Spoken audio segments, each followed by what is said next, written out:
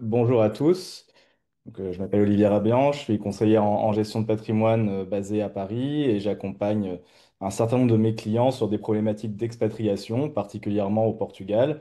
Mais mon métier, avant tout, c'est d'accompagner mes clients dans l'élaboration d'allocations d'actifs qui leur permettent de répondre à leurs objectifs financiers, que ce soit faire fructifier un capital, obtenir de revenus complémentaires, le tout dans des enveloppes qui soient en adéquation avec la situation familiale, les objectifs qu'on peut avoir de transmission, de protection des uns des autres, etc.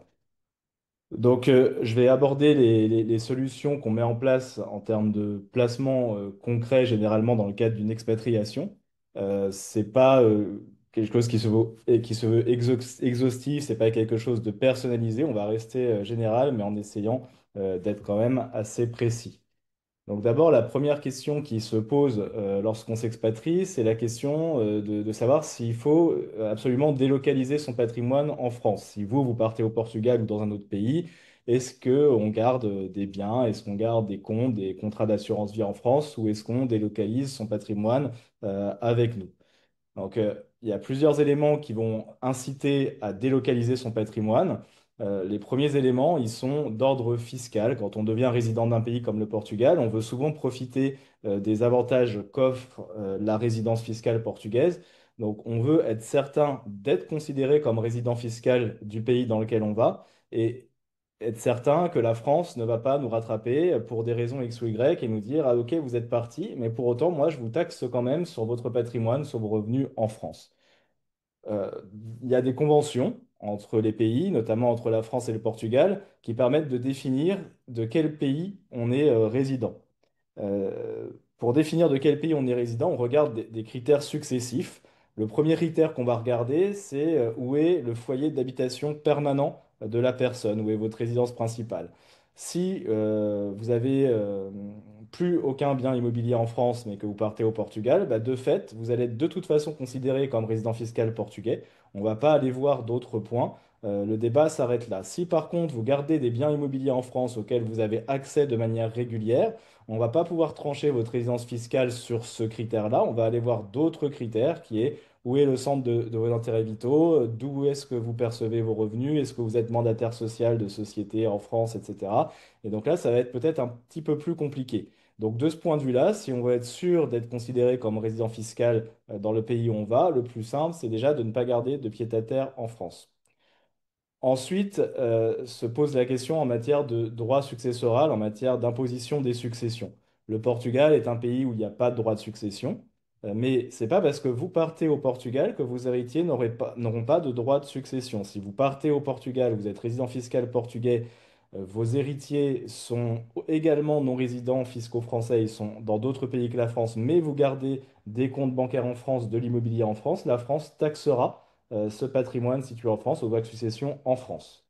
Si vous êtes résident fiscal portugais et que vos héritiers sont situés en France, de toute façon, ils seront taxés en France. Mais donc, déjà, le fait de garder du patrimoine en France fait que ce patrimoine est susceptible d'être taxé aux droits de succession.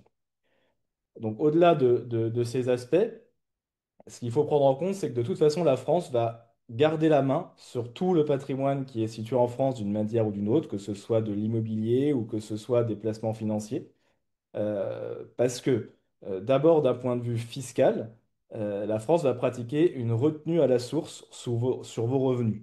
Donc, sur des intérêts ou des dividendes que vous percevez de placements de sources françaises, sur des retraits que vous feriez sur des contrats d'assurance vie en France, la France va toujours prélever à la source un impôt sur le revenu. Normalement, cet impôt, il peut vous être remboursé dans le pays de résidence par crédit d'impôt, mais on ne sait pas, aujourd'hui, il est à 12,8%, on ne sait pas à combien il sera demain. Quand on garde des enveloppes fiscales favorables en France, comme le PEA par exemple, qui permet pour rappel de bénéficier d'exonération d'impôts sur les plus-values sur le long terme, eh bien ces enveloppes perdent leur efficacité, parce que les plus-values sont généralement imposées dans le pays de résidence dans lequel vous êtes. Donc si vous partez au Portugal et que vous cédez des titres dans votre PEA français, vous serez imposé au Portugal sur ces plus-values, que ce soit dans un PEA ou pas dans un PEA. Pour tout ce qui concerne l'immobilier, la France va continuer de taxer les biens immobiliers situés en France, que ce soit votre ancienne résidence principale, que ce soit les biens locatifs ou autres. Vous serez imposé sur les taxes foncières, qui seront souvent majorées, sur les loyers que vous percevez, à l'impôt sur la fortune immobilière, même si vous partez. Et enfin, la force garde la main sur des lois qui peuvent être particulièrement embêtantes. On sait qu'en France, il y a une loi qui s'appelle la loi Sapin 2, par exemple, qui permet à l'État français de bloquer les retraits dans le cas où on considère qu'on est dans une crise systémique.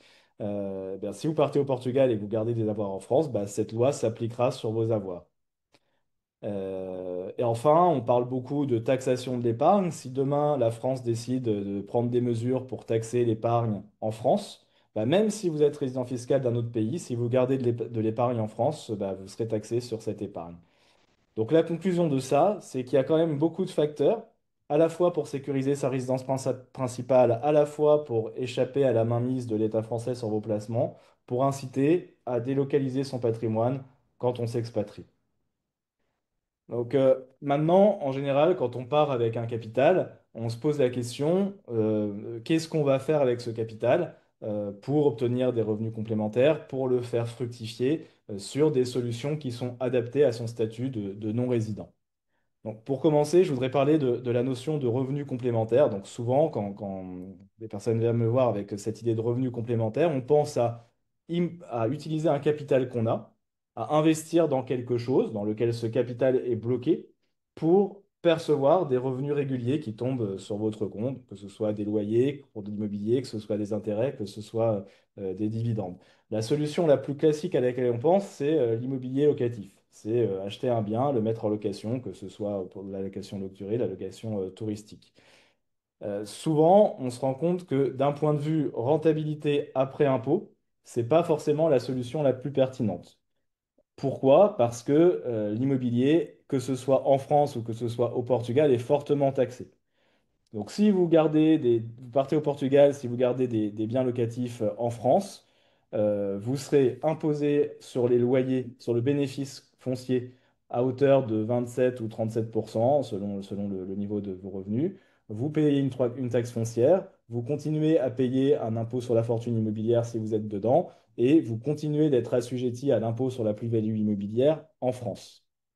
Si on achète des biens immobiliers au Portugal, c'est pareil, la fiscalité, elle est quand même assez lourde. On a un bénéfice foncier qui peut être imposé jusqu'à 25%. On a des mesures de faveur pour la location touristique selon l'emplacement du bien, si on est dans des zones de tension ou pas dans des zones de tension. Et même s'il n'y a pas d'impôt sur la fortune immobilière au Portugal, il y a quelque chose qui s'appelle l'AIMI et l'IMI qui s'y apparente et qui est à des taux finalement similaires à l'IFI français et un impôt sur les plus-values qui est également assez fort. Donc sur l'immobilier, certes c'est sécurisant parce que c'est quelque chose qu'on connaît, qu'on comprend de concret. On a des revenus complémentaires, mais il y a un niveau d'imposition qui fait qu'on peut se poser la question si le rendement est compétitif par rapport à des solutions alternatives. Donc, parmi les solutions alternatives qu'on peut avoir pour des revenus complémentaires, je vais vous en citer quelques-unes. La première auquel on pense souvent, c'est les SCPI. Donc les SCPI, ça peut être assez décrié parce qu'il y a beaucoup de SCPI qui ont décoté leur prix de part, etc. Mais le fait est qu'il y a des sociétés de gestion qui gèrent des SCPI internationales de manière efficace. Les SCPI, après impôts étrangers, ça rapporte 4,5 à 4,8% par an pour un degré de risque assez faible. Donc en gros, pour moi, enfin, quand on a des biens immobiliers en direct, si on arrive à faire plus que ces rendements, c'est intéressant. Si on n'arrive pas à faire plus que ces rendements avec les biens immobiliers qu'on détient en direct, on peut se poser la question d'aller sur des solutions plus simples, un peu plus rentables. On peut investir dans les SCPI de différentes manières. On n'est pas obligé d'acheter la pleine propriété de la part de SCPI. Il existe des solutions qui permettent d'investir dans de l'usufruit de SCPI. Et là, on va percevoir les loyers de ces fonds. En général, on va avoir un TRI de 6 à 7% par an après frais, sans être exposé à la variation du prix de l'immobilier théorique départ. Donc ça permet de s'exposer à des revenus immobiliers avec un cadre fiscal qui est plus favorable parce qu'on va être sur des revenus financiers et non sur des revenus immobiliers fortement taxés. sans être exposé aux problématiques de la variation du prix des biens. Enfin, vous pouvez avoir des solutions comme les foncières cotées pour rester investi dans l'immobilier, mais avec une fiscalité plus favorable, où là, vous détenez des actions de grosses foncières qui gèrent des parcs immobiliers et qui distribuent un dividende qui peut aller en moyenne entre 3,5 et 7,5%. Ça, c'est des solutions un peu plus risquées parce qu'on est exposé au risque de marché.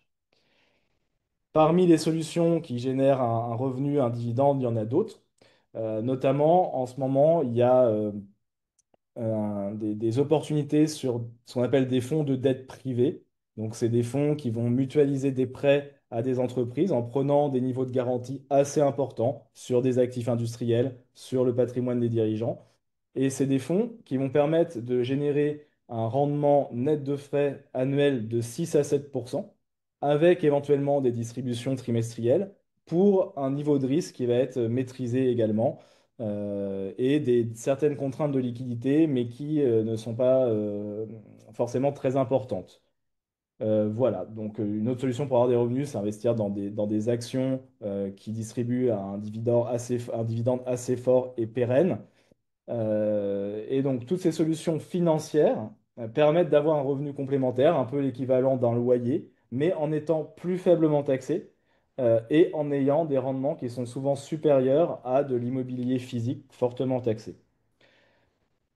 Ça, ces solutions de rendement, entre guillemets, elles ont un intérêt particulier pour des gens qui partent au Portugal dans le cadre du régime RNH ou le nouveau régime RNH, qui s'appelle plus RNH mais RNH 2.0, puisque quand vous bénéficiez de ce régime en tant que résident fiscal portugais, on est exonéré de tout impôt pendant 10 ans au Portugal sur les revenus de sources étrangères qu'on perçoit, type intérêt, dividende. Donc ça veut dire que si vous investissez dans ce type de solution qui seraient des solutions, enfin, qui seraient pas des fonds français, mais des fonds luxembourgeois ou des SCPI non investis en France, etc., bah, vous n'avez aucune fiscalité en tant que résident portugais RNH sur les revenus que vous percevez, donc c'est particulièrement intéressant. Alors, pour autant, même si quand on veut des revenus complémentaires, on va chercher, enfin souvent on a l'idée d'investir dans ce type de solutions qui vont générer un dividende régulier, moi je pense que c'est pas forcément la meilleure approche et la meilleure solution. Je pense qu'il vaut mieux avoir l'idée de placer un capital au mieux, de le placer au mieux, de le faire fructifier au mieux, et de considérer que les revenus complémentaires qu'on va avoir, bah, c'est si d'abord, tout le monde n'a pas besoin de revenus complémentaires, hein, je parle de revenus complémentaires, mais il y en a qui n'en ont pas besoin, mais si on a besoin de complémentaires, l'idée c'est de faire fructifier un capital. Si on n'a pas besoin de revenus complémentaires, on va avoir des rendements plus importants et un développement du capital plus important que sur des solutions qui distribuent des revenus, parce que sur des solutions qui distribuent des revenus, on va être imposé tous les ans sur ces revenus. Sur des solutions dites de capitalisation, où on va plutôt chercher à faire fructifier un capital dans le temps sans forcément avoir des intérêts qui tombent, bah, on va avoir un décalage de la fiscalité dans le temps. On ne va pas être fiscalisé chaque année, on va être fiscalisé à la fin quand on revend, quand on fait un retrait sur la plus-value. Et ça permet d'avoir un développement de capital plus important. Donc, je prends un exemple. Si vous placez 300 000 euros à 5% par an pendant 15 ans sur des solutions qui génèrent des intérêts et ces intérêts vont être imposés à 30% par an. Si on se place dans 15 ans, vos 300 000 euros, ils sont devenus 500 000 euros. Si par contre vous placez 300 000 euros à 5% par an, même taux de rendement pendant 15 ans, mais que vous ne faites pas de retrait, vous laissez ça capitaliser, il n'y a pas de frottement fiscal. Et dans 15 ans, vous n'avez pas 500 000 euros, mais vous avez 530 000 euros, donc plus. Donc le fait d'aller sur des solutions de capitalisation, ça permet d'avoir des perspectives de rendement plus importantes parce que d'abord on a un spectre beaucoup plus large de solutions, ce qui va permettre aussi une meilleure diversification. Ça va permettre d'avoir une fiscalité décalée dans le temps, maîtrisée, donc moins de frottement fiscal. Et ça n'empêche pas de générer un revenu complémentaire, parce qu'un revenu complémentaire, ça peut tout simplement être un retrait sur un capital qui fructifie. C'est-à-dire que votre capital, il augmente. Si vous avez besoin de 1000 euros par mois, bah, vous faites un retrait de 1000 euros par mois automatique. Vous êtes fiscalisé sur le gain qui est dans ce retrait, mais vous êtes sur des solutions qui sont plus efficaces. Donc moi, c'est vraiment l'approche que je suggère, d'avoir plutôt une approche capitalisation plutôt que distribution, même si ça peut être complémentaire. Une fois qu'on a dit ça, L'une des options est Carrefour City, rue de Notre-Dame-des-Champs. ah Est-ce oui, bien ce que vous recherchiez? pas du tout. Désolé, je ne sais pas pourquoi il nous parle de Carrefour, mais bon. Alors, attendez, voilà. Carrefour. Donc, ensuite, une fois qu'on a dit ça, la question qui se pose, c'est bah, finalement, on a un capital, on veut le faire fructifier, bah, sur quoi on investit ce capital? Là, la réponse, elle va être personnalisée en fonction du degré de risque et de l'horizon de placement que chacun a. Les solutions de placement auxquelles on a accès, elles sont toujours notées sur une échelle de risque qui va de 1 à 7. Les niveaux 1, 2, 3 étant des risques faibles, les niveaux 6, 7 étant des risques plus élevés. Et par risque, on entend soit d'assumer une contrainte de fluctuation du capital dans le temps.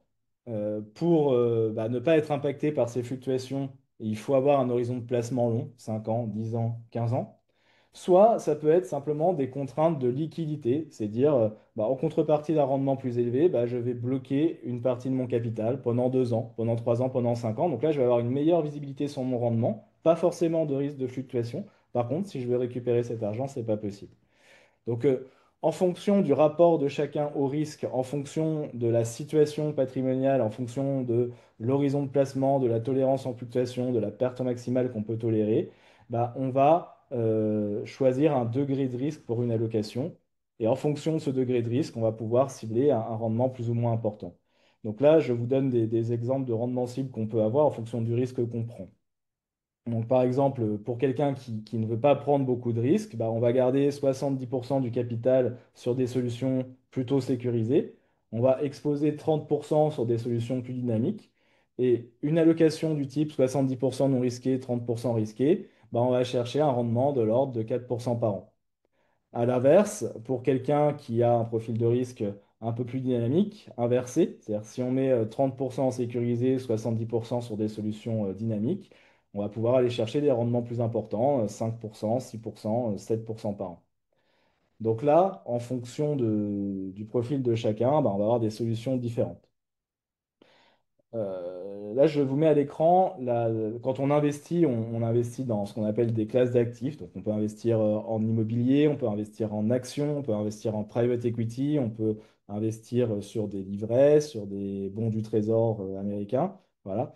Donc là, vous avez à l'écran la performance historique sur le très long terme des différentes classes d'actifs qui existent. Donc, ce qu'on voit, c'est que bah, finalement, sur des choses sécurisées, type bons du trésor, obligataire, bah, on va avoir des rendements assez faibles, un peu en dessous enfin, autour de 3-4%, mais avec un niveau de risque très très faible.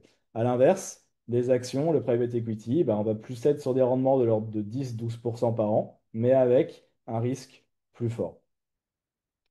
Donc, en fonction de ça, bah, en fonction de votre profil, on va aller sur des solutions plus ou moins performante en contrepartie d'un risque, avec un mix qui dépend encore une fois de votre profil, de votre horizon de placement. L'impact du rendement qu'on cible sur un capital, il est important. Si on va sur des solutions, sur des profils plutôt prudents qui vont rapporter 2%, 3%, 4% par an, euh, bah, on n'aura pas le même capital à la fin que si on va sur des solutions qui rapportent 6-7%. Donc là, je vous donne pour exemple l'évolution d'un capital de 300 000 euros sur 15 ans en fonction du taux de placement. Si vous placez 300 000 euros à 2% pendant 15 ans, dans 15 ans, vous avez 400 000 euros. À l'inverse, si vous placez 3% à 6% pendant 15 ans, bah, dans 15 ans, vous avez 700 000. Donc les différences finales en fonction de la manière dont on place son argent sont assez importantes avec le temps. Je vous donne un exemple d'allocation qu'on pourrait faire en ce moment, nous, sur la poche dynamique, par rapport à la compréhension qu'on a du marché aujourd'hui, par rapport aux opportunités qu'on voit. Donc aujourd'hui, sur la poche dynamique, qui va représenter, donc, selon l'appétence de la personne, cette poche dynamique, elle peut représenter entre 30% et 100% de l'allocation. C'est-à-dire que si on a un profil de risque prudent, bah, ça va être, ce que je vous mets à l'écran, ça va être 30% d'allocation globale et on aura 70% sécurisé. Si on a un profil de risque dynamique, ben, on peut être 100% là-dessus. Dans l'idée, on va chercher une répartition entre un petit peu de private equity, euh, un petit peu d'actions de grande capitalisation internationale. Aujourd'hui, on a une vraie décote sur les actions small et mid cap européennes, donc on va avoir une pondération assez forte dans notre allocation sur cette classe d'actifs et puis une exposition à des pays émergents. Une fois qu'on a dit ça, se pose la question de ce qu'on met dans chaque case. Est-ce qu'on va prendre des ETF ou est-ce qu'on va prendre des fonds gérés par des sociétés de gestion spécialisées? C'est toujours un éternel débat un petit peu entre est-ce que je vais sur de la gestion passive, des ETF, c'est pas cher, c'est pas cher, c'est pas compliqué, ou est-ce que je vais payer des frais un peu plus élevés pour avoir une surperformance?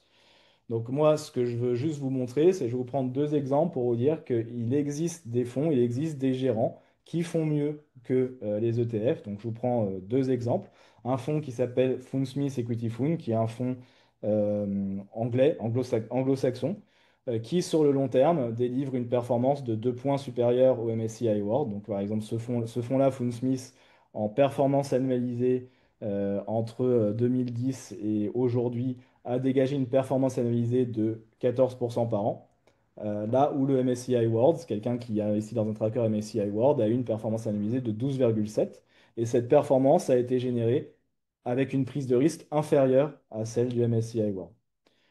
Je vous donne un deuxième exemple qui est un fonds français, géré par Indépendance et Expansion, un fonds de small et mid cap français, qui a investi uniquement dans des actions françaises. Eh bien, ce fonds-là, sur le très long terme, entre 2006 et 2025, donc sur une période très très longue, très longue, il a généré un rendement annualisé moyen de 9,6%, là où le MSCI World, sur la même période, a généré un rendement moyen de 8,4%.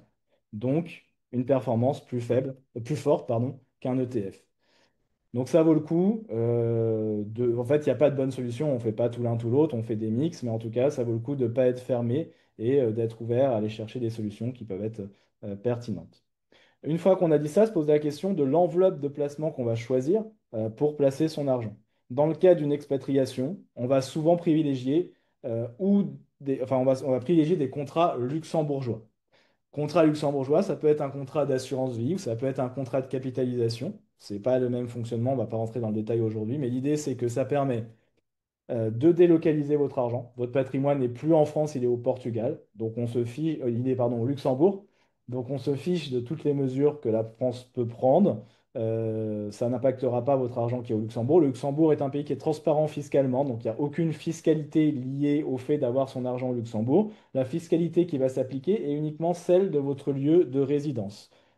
Enfin, le Luxembourg permet un système financier qui offre une sécurité inégalée par un triangle de sécurité. Je ne vais pas rentrer dans le détail aujourd'hui, mais la place luxembourgeoise est la place financière la plus sécurisée pour son argent pour faire face à une crise systémique si jamais il y en avait une. En tant que résident fiscal portugais, cette solution, contrat d'assurance vie ou contrat de capitalisation, est très avantageuse fiscalement. Parce que le principe de ces contrats, c'est que il n'y a aucune fiscalité il n'y a jamais de fiscalité sur le capital qu'on verse, hein. Il y a une fiscalité uniquement sur les gains. Et cet impôt sur les gains, il est à payer uniquement au moment où on retire de l'argent. Donc tant que l'argent reste dans l'enveloppe, il n'y a aucune fiscalité. Quand on fait un retrait, on va être imposé uniquement sur les gains. Si le contrat a plus de 8 ans, et qu'on a versé la majorité des sommes sur le contrat dans la première moitié de sa durée de vie, on va avoir un taux d'imposition au Portugal sur les gains qui est simplement de 11,2%. C'est un taux d'imposition sur les plus-values qui est imbattable. Je rappelle qu'en France, on est imposé à la flat tax de 30% là-dessus. Cette flat tax ayant vocation très certainement à augmenter dans les années à venir. Et au Portugal, on est imposé de base à 28% sur les gains. Donc là, ça permet de bénéficier d'une fiscalité à 11% sur les gains. Et cette fiscalité, c'est pas quelque chose qui dépend du fait que vous ayez un statut RNH, un statut RNH de zéro ou pas. C'est quelque chose qui est de droit de par ce type d'enveloppe au Portugal. Pour prendre un exemple concret de quelqu'un qui ferait un retrait, si vous placez 500 000 euros à l'instant T, ces 500 000 euros, ils sont placés pendant 8 ans et dans 8 ans, eh bien, ils sont devenus quasiment 800 000 euros. Si sur ce contrat que vous avez, qui est donc composé de 500 000 euros de capital versé initialement et de 300 000 euros de plus-value, si vous faites un retrait de 10 000 euros, vous avez besoin de 10 000 euros, vous retirez 10 000 euros, eh bien l'impôt que vous allez payer sur ces 10 000 euros, c'est uniquement 400 euros. Ce qui veut dire que vous avez un frottement fiscal de 4%, donc un niveau d'imposition de 4%, qui est, on peut le dire, quasiment nul. Voilà, donc ces enveloppes contrats luxembourgeois, que ce soit capitalisation ou assurance vie, quel que soit le pays où on va, c'est une enveloppe à privilégier pour la fiscalité, pour la flexibilité de gestion, mais surtout parce qu'à l'intérieur, on a accès à un spectre de solutions illimité. On peut vraiment faire ce qu'on veut en termes d'allocation.